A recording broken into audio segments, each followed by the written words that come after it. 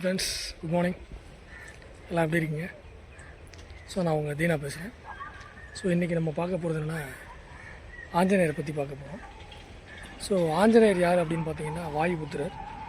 அவர் மிகப்பெரிய வித்தைகளை தெரிந்தவர். ஸோ அவரை வணங்கினா அவங்களுக்கு எல்லா ஆற்றலும் கொடுப்பார் அவர். ஸோ ஆஞ்சநேயருக்கு நிறைய வரலாறு இருக்குது.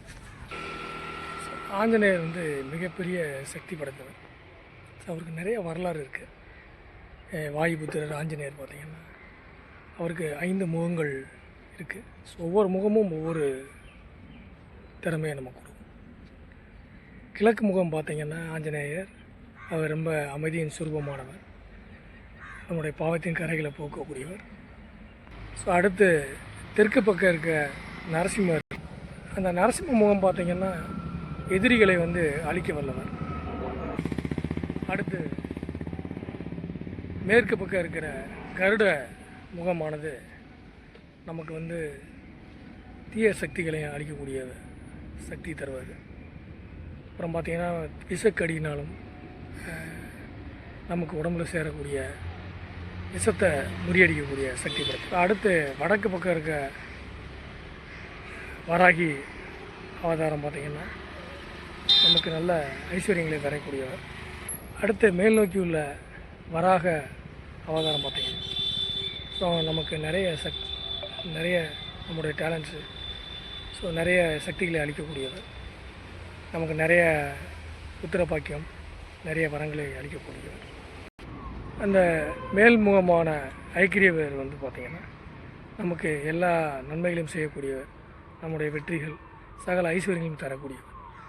ஸோ அந்த பஞ்சமுக ஆஞ்சநேயர் பார்த்திங்கன்னா நிறைய ஊரில் நிறைய சிலைகள் இருக்குது. ஸோ 32 அடியிலேருந்து 36 அடி உயரமுள்ள ஆஞ்சநேயர் இருக்காங்க. ஸோ சென்னையில் பார்த்திங்கன்னா நங்கநல்லூர், திருவள்ளூர், அப்புறம் பார்த்திங்கன்னா சிக்கராயபுரம், ஸோ இந்த மாதிரி நிறைய இடத்துல ஆஞ்சநேயருக்கு சிலைகள் இருக்குது. ஸோ சிறியவர்கள் முதல் பெரியவர்கள் வரை தன்னுடைய அன்பால் ஈர்த்தவர். அவர்கிட்ட நீங்கள் போய் வேண்டிங்கன்னா எல்லா சுகங்களையும் அளிக்கக்கூடியவர். ஸோ நம்முடைய சனி தோஷங்கள்லேருந்து விலகிறவங்க ஸோ ஆஞ்சநேயரை கும்பிட்டிங்கன்னா நல்ல அதிலிருந்து நல்ல ஒரு விடுதலை கிடைக்கும். ஸோ ஆஞ்சநேயருக்கு பார்த்திங்கன்னா நிறைய கோவில்களில் முக்கியமானது ஒன்று என்னென்னா நம்ம பாண்டிச்சேரியில் இருக்கக்கூடிய பஞ்சமுக ஆஞ்சநேயர், பஞ்சமுகி அப்படிங்கிற இடத்துல இருந்துருக்கு.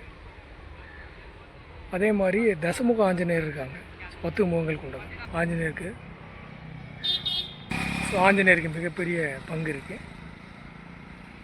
அதே மாதிரி அந்த ராமாயண போரில் பார்த்திங்கன்னா ராமனும் லக்ஷ்மணனும் அவங்க அந்த போரில் விஷ அம்புகள் பட்டு மயங்கி விழுந்துருவாங்க. ஸோ அவங்கள காப்பாற்றுறதுக்காக ஆஞ்சநேயர் பார்த்திங்கன்னா சஞ்சீவி மலையை பேத்து கொண்டு வருவார். ஸோ அவர் கொண்டு வரப்போ பார்த்திங்கன்னா ஆய மார்க்கமாக வருவார். ஸோ அப்போ அந்த நாமக்கல்ல ஒரு அந்த இடத்துல தான் அந்த பாரம் தாங்காமல் கீழே வச்சுட்டு அந்த ஒரு நிமிஷம் ரெஸ்ட் எடுத்துகிட்டு அவரை நரசிம்மரை எதிர்த்தாப்பில் இருக்க நரசிம்மரை வணங்கிட்டு திரும்பி ட்ராவல் பண்ணுவார். ஸோ இந்த மாதிரி நிறைய வரலாறு இருக்குது. So thank you friends, thanks for வாட்சிங். மீண்டும் அடுத்த ஒரு வீடியோவில் உங்களை நான் சந்திக்கிறேன். Sign off from Deena. Good bye, take care.